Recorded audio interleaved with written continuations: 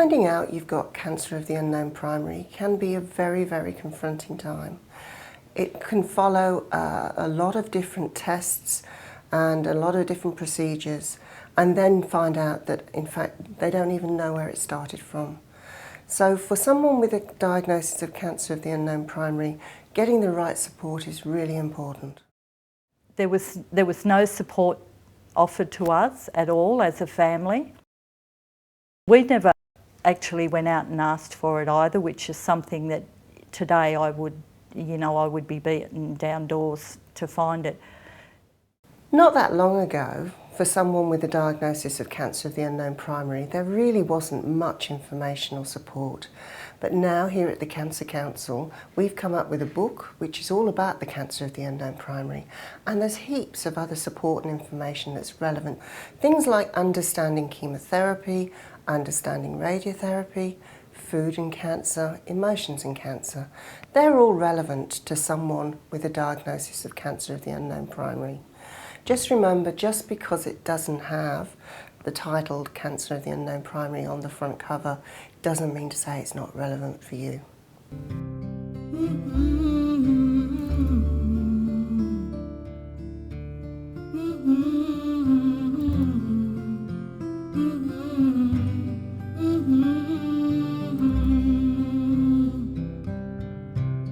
One of the biggest psychological challenges associated with the diagnosis of cancer of unknown primary is the sense of uncertainty that's associated with it.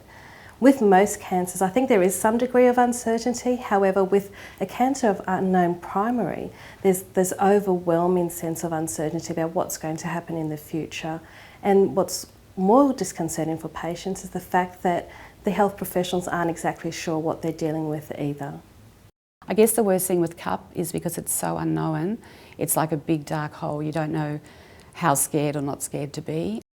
It's, what you don't know, you can't marshal any resources against. And that made it frightening. And, we did feel we were alone, against this cancer. During the investigation period for a cancer diagnosis, there is a whole range of emotions that people can experience, and this is often referred to as the emotional roller coaster. So for example, people will experience often hope, anxiety, frustration and disappointment. They have hope that they're going to find an answer, they're going to find the primary, anxiety for finding this primary, but then there's ultimately frustration and disappointment when no primary is actually found. We've been to just about every hospital in the metropolitan area or every diagnostic centre. Each time you went there, you're thinking, well, is this the one? And your hopes are sort of, you cling to something and then comes back, no, it's not that. And so this process goes on. And of course, the partner and the carer lives through every moment of that. These continued tests come at a cost to patients and carers, not only an emotional cost, but there's a time cost involved, financial cost, and quite often these procedures can be invasive. And then ultimately what happens is when there is no diagnosis found, that can be difficult for the patients. So I think you do get to a point where you think, I wish somebody would find something and then we know what we're dealing with. I've always believed in acceptance and then action, and I think accepting the fact that they may never find the primary site has what's enabled me to continue on. But it was such a frustrating time, and a lot of people have trouble waiting for results. I was able to put that into perspective and realise that I had no control over that the tests were going to take so long to do. So, I just had to wait. In cases where there is no treatment being recommended, this can be a great source of frustration for patients as they feel that nothing is being done to manage their cancer or to treat their cancer. I think it's important for them to remember though that whilst they might not be getting any radiotherapy or chemotherapy, for example, there are other people within the treating team who are there to support them along their cancer journey.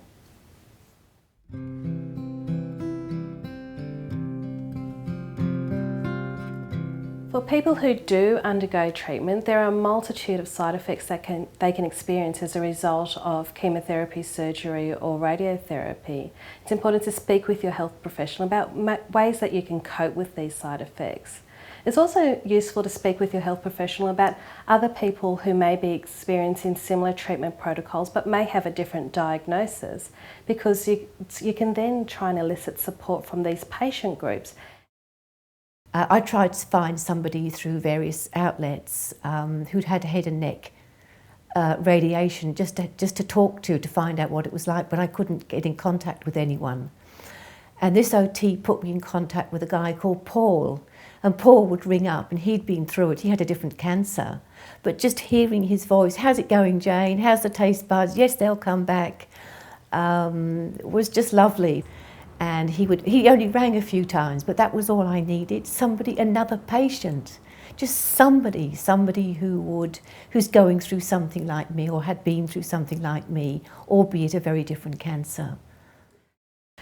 When there is a diagnosis of CUP, there is a great sense of loss over control over all aspects of your life, but there are still some things that you have control over. It's really important to try and develop a collaborative relationship with your health professionals and be involved in the decision-making process for your treatment. I've been so lucky and blessed on my journey that every doctor and nurse that has helped me through this has been fantastic. I've received a high level of support emotionally and physically. I was very lucky with everyone that came into my journey. The staff were fantastic. They tried to minimise things. They told me that most people, everybody gets through their radiation. They did their best to comfort me. Some of the CUP patients that we've had have said that radiation therapy can be quite a scary and daunting thing for them. So there's lots of things that we can do to help in that. In some cases that can mean just really talking you through the procedure, which the radiation therapist should do at the beginning of your treatment. Sometimes it can be talking to you over the microphone to let you know the progress of the treatment and let you know exactly how much longer things are going to be so that you can work yourself into that. For some people it's, playing them really loud music so that they can be distracted and not think about it. Some people it's playing relaxing music so that they can go to a different place. But that's something that you need to talk to your radiation therapist through. There's lots of different strategies that we can use to help you get through the process, and that's what we're here to do. Every day my partner took me up to the radiation room. Then I would undress, go into the radiation room, they'd set me up, etc. And the staff were fantastic because they allowed my partner to talk me through he would sit with them and they would allow him to talk me through something. And I'd have the music playing in the background and I would have to take my head out of that room. My mind had to leave that room.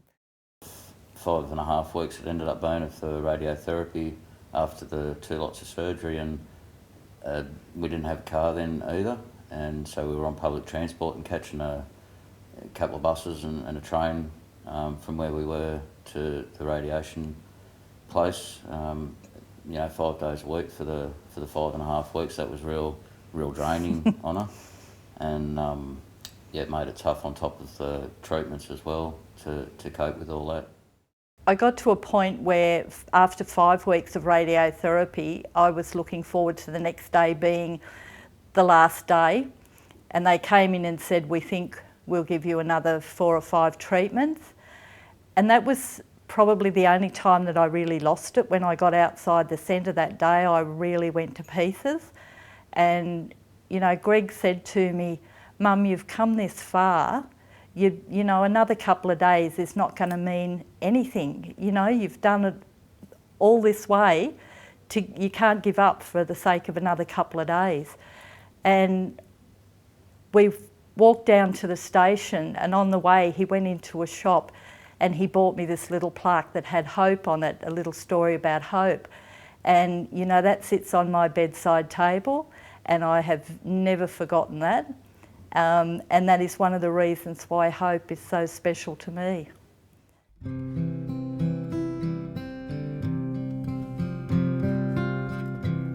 One of the things that we need to recognise is that a cancer diagnosis doesn't just happen to the patient, it happens to everyone around them, all the people that are involved in their lives, that care about them, that love them.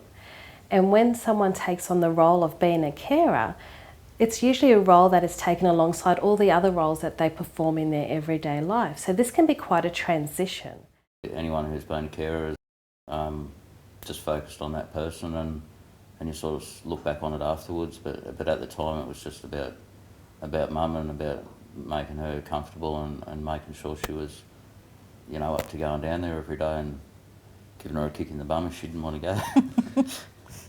One of the things we find is that carers quite often can be quite poor at taking good care of themselves. So what we need to recognise is that as a carer, you need to make sure that you look after your own well-being. I often use the analogy that we're all like buckets of water, and if we give and we give and we give and we don't take time to refill that bucket of water, we're going to run dry and we're going to have nothing left to give. You cannot imagine how draining and emotionally exhausting it is unless you do it. And I think I've been given pretty good support, mainly from our friends, but I think that it's often the forgotten aspect of cancer. People think of it in terms of, yes, you go and get your treatment, yes, you have surgery, it's cut out, you get better. They don't really understand the role of the carer. I think with a caring role, it's important to look for information and people out there that can help you with what you're doing, because it can be very challenging and very draining as well, and you don't want that to impact on the relationship you have with the person you're caring for. So it's very important to look for sources of information, even if it's just one or two contacts that you can approach to ask questions, and then they can put you in touch with other people that can help you out. But there's so much help out there to make sure that you take advantage of it. I've used counsellors made available through the Cancer Council, and there are quite comprehensive support networks, and I can only say that people need as much support as they can, because it's a very, very difficult and lonely job. So as a health professional, what we want to ensure is that our carers are taking care of themselves so that they are then able to also help take care of the patient that we're all caring for.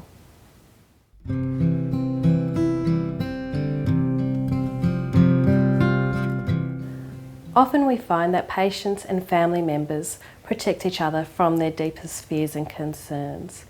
Patients often don't want to add to the burden that their family members are already experiencing, or they perceive that they're experiencing, whilst the carers don't want to put the patient through any more than they need to. What we try and encourage is open and honest communication. So trying to have this communication style where people can openly discuss their desires and their wishes, but also can share their emotions and their grief, helps with quality of life, but also ensures that things aren't left unsaid. One of the major fears expressed by patients is their concern about death and how they will die, and fears about pain management at the end of life. So it's important to speak with the palliative care team about death and pain management. Other people struggle with issues such as leaving the loved ones behind, or how their carers are going to cope without them being there. So having those conversations are important, but these can be some of the most difficult conversations to have. Talking about things such as practical issues, financial issues and legal issues also can be really challenging. So again, making use of the team around you, seeing a social worker or psychologist to help with these discussions can be really beneficial. Through my lovely GP, I found a psychologist, and she said to me that I have control on my mind. And over the years, I've come to believe that that's the case, that I can have control, and that we talked about my fears, my terrors. People come and see us at different points along the illness trajectory, from you know, when they're still undergoing the investigations, to diagnosis, when they're starting treatment, at the end of treatment, and of course when they're facing death and dying issues. So there is a range of things you can see a psychologist for. If you feel that there's this sense of sadness that is ongoing, or feelings of loss of pleasure in things that you'd normally find enjoyable, it's really important to seek out extra support. You have to let others help you. It's important that you don't become too precious about what you can and can't do. And I think if you have hope and humour, you'll do the best you can with it. Sometimes when people go through their treatment for cancer of an unknown primary, they feel like they're the only one, and they might be faced with a room full of, say, breast cancer patients. But actually it's really important to know that a lot of those people are going through the same feelings and the confusion as someone with an unknown primary. We want to reassure you that no one has to face the diagnosis of cancer of the unknown primary alone.